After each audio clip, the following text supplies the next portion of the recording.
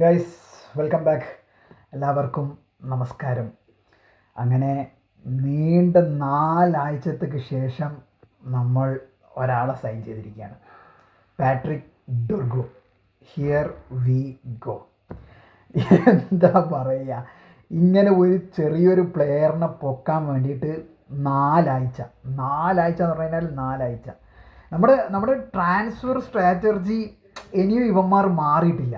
ഭയങ്കര ഈ നെഗോഷിയേഷനിലും കാര്യങ്ങളിലൊക്കെ വല്ലാണ്ട് ടൈം എടുക്കുന്നുണ്ടെന്ന് വെച്ച് കഴിഞ്ഞാൽ ഭയങ്കരമായിട്ട് എടുക്കുന്നുണ്ട്. അത് എന്തുകൊണ്ടാണ് ഒരു ഐഡിയ കിട്ടുന്നില്ല. എന്ത് പറഞ്ഞു കഴിഞ്ഞാലും നമുക്കൊരു ലെഫ്റ്റ് വിങ് ബാക്ക് നിർബന്ധമായിരുന്നു. അത് നമ്മൾ ക്ലോസ് ചെയ്തിട്ടുണ്ട്. പാട്രിക് ഡൊർഗു പുള്ളിക്കാരൻ എങ്ങനെയാണ് ഡൊർഗുടെ കളിയും കാര്യങ്ങളൊക്കെ ഞാൻ നോക്കിയപ്പോൾ ഞാൻ ഡൊർഗുടെ കഴിഞ്ഞ വീഡിയോ തന്നെ പറഞ്ഞിട്ടുണ്ടായിരുന്നു. എനിക്ക് അത്രത്തോളം നല്ല ഇതൊന്നും കിട്ടിയിട്ടില്ല. പിന്നെ സ്റ്റാറ്റ്സും കാര്യങ്ങളൊക്കെ കുറവായിരുന്നു. പക്ഷേ ഞാൻ കഴിഞ്ഞ സൺഡേ ഇട്ട ലൈവിൽ എന്നോട് കുറേ പേര് പറഞ്ഞിട്ടുണ്ടായിരുന്നു അമോറിമിൻ്റെ ഫസ്റ്റ് ഓപ്ഷനാണ് ഡൊർഗു, നല്ല കളിക്കാരനാണ്. അവരൊക്കെ ഡൊർഗുയുടെ കളിയൊക്കെ കണ്ടിട്ടുണ്ട്. ലീസിൻ്റെ കളിയൊക്കെ കണ്ടപ്പോൾ അത്യാവശ്യം നല്ല കളി തന്നെയാണ്. അപ്പോൾ നമുക്ക് ഇവിടെ വന്നിട്ട് നല്ലൊരു കളി കളിക്കാൻ പറ്റട്ടെ എന്നാണ് ആഗ്രഹം. കാരണം നമ്മുടെ ഇപ്പോഴത്തെ ലെഫ്റ്റ് സൈഡിൽ നിന്നുള്ള കളി ഫുള്ള് ശോകമാണ്. എല്ലാവർക്കും അറിയാം, കളി കാണുന്ന എല്ലാവർക്കും അറിയാം. ഭയങ്കര ശോകമാണ്. അപ്പോൾ അതിൽ നിന്നും രക്ഷിക്കാൻ ഡൊർഗുവിന് പറ്റും എന്ന് വിചാരിക്കുന്നു. ഡൊർഗുവിന് പറ്റട്ടെ, അമോറിം അതിന് മാറ്റിയെടുക്കട്ടെ. പിന്നെ രണ്ടാമതൊരു സൈനിങ് കൂടിയുണ്ട്. അടുപ്പിച്ചിട്ട് 2 സൈനിങ്ങാണ് നടത്തിയത്. ഐദൻ ഹെവൻ 18 വയസ്സുള്ള സെൻട്രൽ ബാക്കാണ് ഫ്രം ആസ്നലിൻ്റെ യൂത്തിൽ നിന്ന് നമ്മൾ പോക്കുന്ന രണ്ടാമത്തെ താരമാണ്. ചിദോ ഒബി മാർട്ടിന് ശേഷം ഇതാ വീണ്ടും ഐദൻ ഹെവൻ. എനിക്ക് തോന്നുന്നു ആസ്നലിൻ്റെ ഫസ്റ്റ് ടീമിൽ അധികം കളിയൊന്നും കളിച്ചിട്ടില്ല. എനിക്കൊന്ന് EFL കളിച്ചിട്ടുണ്ടെന്ന് തോന്നുന്നുണ്ട്. ബട്ട് ഹെവൻ്റെ പിന്നാലെ കുറേ, അതായത് ഓൾമോസ്റ്റ് ബിഗ് ടീംസ് ഉണ്ടായിരുന്നു.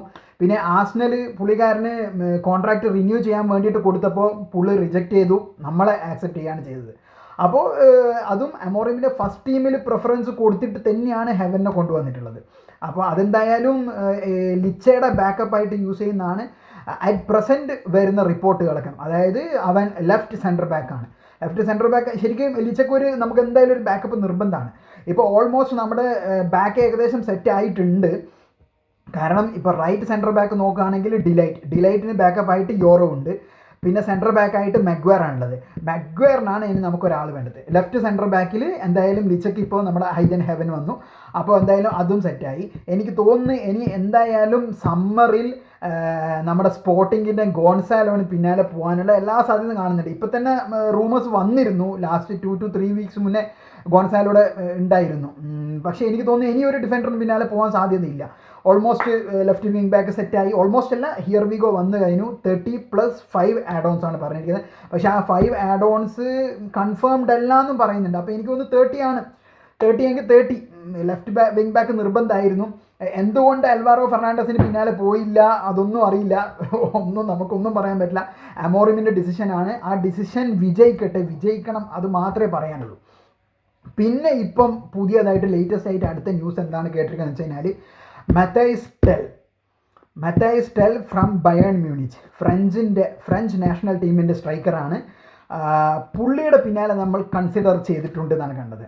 ചുരുക്കി പറഞ്ഞു കഴിഞ്ഞാൽ മാഞ്ചസ്റ്റർ യുണൈറ്റഡ് FC എന്ന് മാറിയിട്ട് ഇപ്പോൾ ഒന്നിക്ക് കൺസിഡർ FC അല്ലെങ്കിൽ ഇൻട്രസ്റ്റഡ് FC അങ്ങനെ പറയുന്നതായിരിക്കും നല്ലത്. അതാണിപ്പോൾ സത്യം പറഞ്ഞു കഴിഞ്ഞാൽ ഇപ്പം ആ ഒരു നിലയിലേക്കാണ് എത്തിയിട്ടുള്ളത്.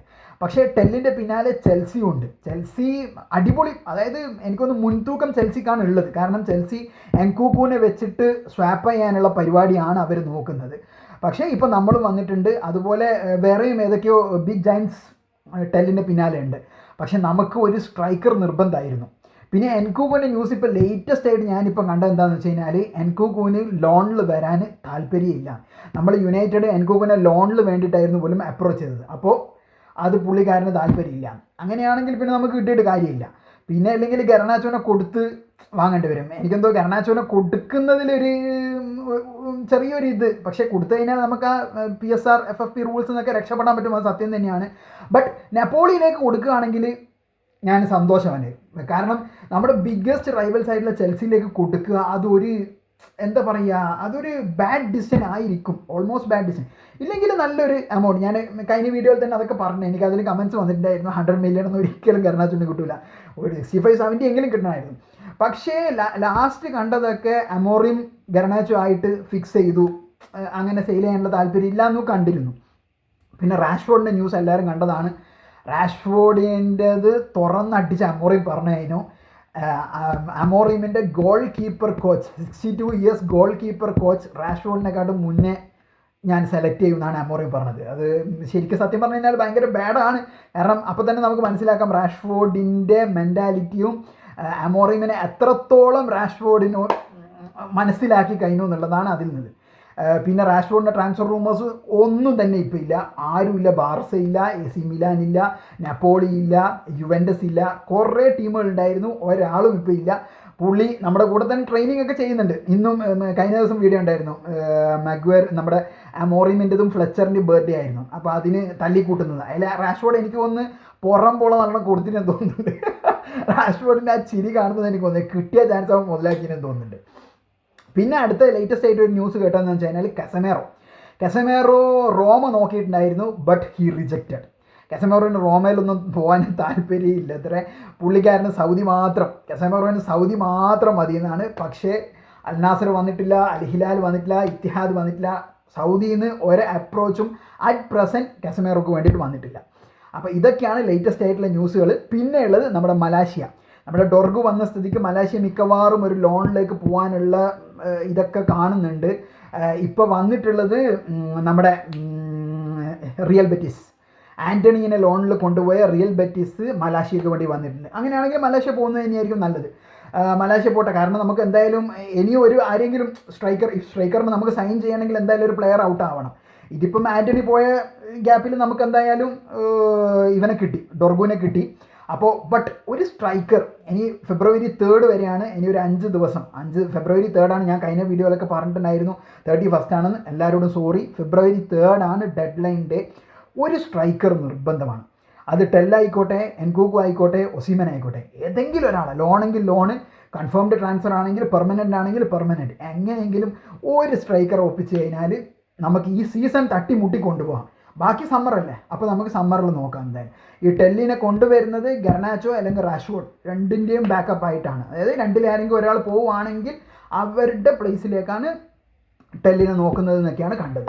അപ്പോൾ എന്തായാലും ഇനിയും നല്ല നല്ല ന്യൂസുകളായിട്ട് നിങ്ങളുടെ മുന്നിലേക്ക് വരും. നാളെ നമുക്ക് കളിയുണ്ട്, യൂറോപ്പ ലീഗ്.